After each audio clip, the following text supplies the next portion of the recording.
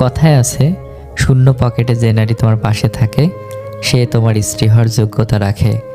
কথাটা কিন্তু মিথ্যা না। সবাই ছেড়ে যায় না, কেউ কেউ দুঃসময়ে পাশে থেকে বুঝিয়ে দেয় ভালোবাসাটা সুন্দর।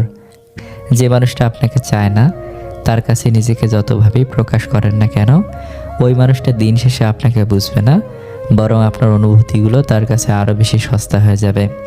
যে আপনাকে ভালোবাসবে তার কাছে আপনার অনুভূতি প্রকাশ না করলেও মানুষটা আপনার জীবনে থেকে যাবে। পৃথিবীর সবচেয়ে দুর্বল স্থান হলো মানুষের মন, আর সবচেয়ে শক্তিশালী অস্ত্র ভালোবাসা।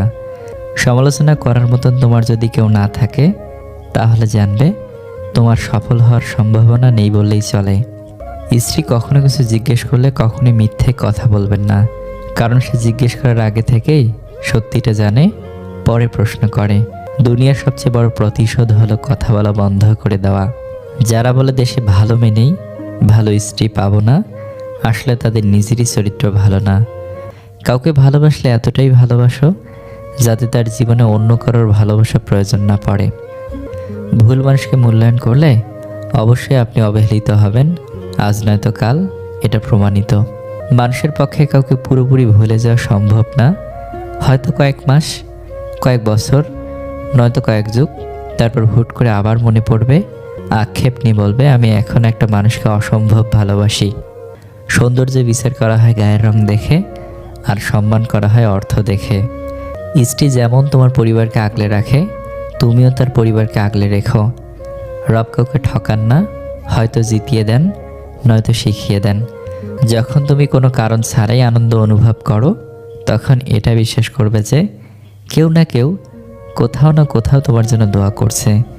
যে অন্যকে কষ্ট দিতে পারে না সে নিজেই বেশি কষ্ট পায়। জীবনের সেরা শিক্ষাটা পাওয়ার জন্য একবার ঠকে যাওয়া খুব দরকার। যে মানুষটাকে মন থেকে চেয়েও পাচ্ছেন না, বরং আপনাকে অবহেলা করে যাচ্ছে, সেই মানুষটার কাছ থেকে সরে আসুন, তাকে অন্তত একটু একা থাকতে দিন। সব কিছু পেয়ে যাওয়া মানেই ভালোবাসার সার্থকতা নয়, কিছু বিষয় না পাওয়ার মাঝেও ভালোবাসার সার্থকতা লুকিয়ে থাকে। মাঝে মধ্যে একটু থামতে হয়, যখন অতিরিক্ত ভালোবাসা প্রকাশ হয়ে যায় তখন একটু স্পেস দিতে হয়, নিজেকে ব্যস্ত রাখতে হয়, যাতে অপর মানুষটা আপনাকে অনুভব করার সুযোগ পায়। সবসময় একইভাবে যদি আপনি আপনার ভালোবাসা প্রকাশ করে যান তাহলে মানুষটা আপনার শূন্যতা অনুভব করতে পারবে না। আপনি যাকে চাচ্ছেন তাকে ততটুকু অনুভব করান, দেখবেন ভালো থাকবেন।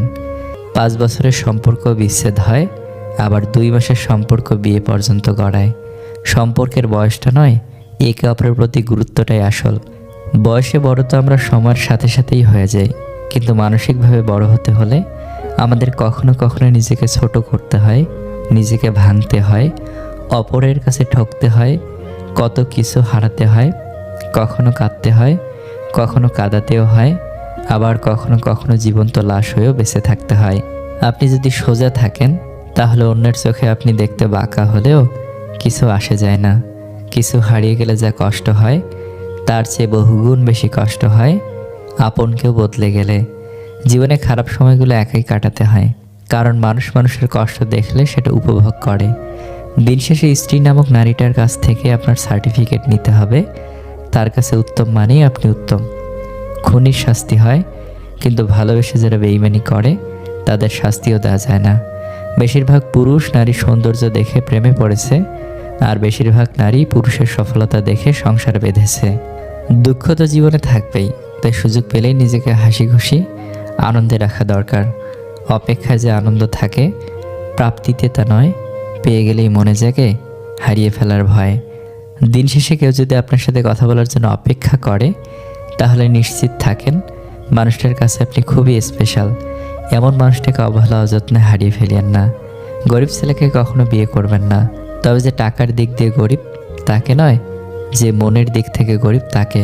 মেয়েরা সব সহ্য করতে পারে, তবে যে তার মান অভিমানগুলো আলাদা করে বোঝে না তার প্রতি তার ভালোবাসা থাকে না।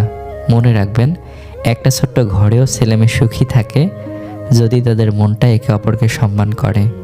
মানুষ এখন ভালো মনের মানুষের থেকে সরে দাঁড়ায়, আর মুখোশধারীর নিকট বেশি আটকে যায়। এক শ্রেণীর লোক গায়ের রং দেখে মানুষের সৌন্দর্য আর চরিত্র বিচার করে, আফসোস তাদের জন্য।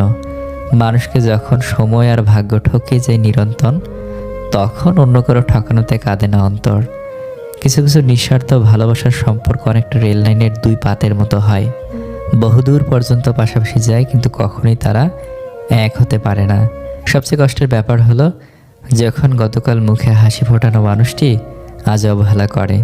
পিতামাতা হতেই এই শরীর সৃষ্টি, অতএব শত কষ্ট করে হলেও তাদের দায়িত্ব নেওয়া উচিত। জীবন মানেই তো কষ্ট, তবু এই কষ্টের মাঝে একটু সুখ খুঁজে বের করার নামই তো জীবন। পানি যেমন অনেক ঠান্ডা হতে হতে একসময় বরফ হয়ে যায়, ঠিক তেমনই একটা মন অনেক কষ্ট পেতে পেতে একসময় পাথর হয়ে যায়। আপনি যদি সুখে থাকতে চান তবে আপনাকে সুখ ভাগ করে নিতে হবে। ভালোবাসলে যে পেতে হবে এমনটা নয়, মাঝে মাঝে নিজের জন্য না ভেবে ওই মানুষটার কথা ভেবেও প্রিয় মানুষটাকে ছেড়ে আসাটাও ভালোবাসার বহিঃপ্রকাশ।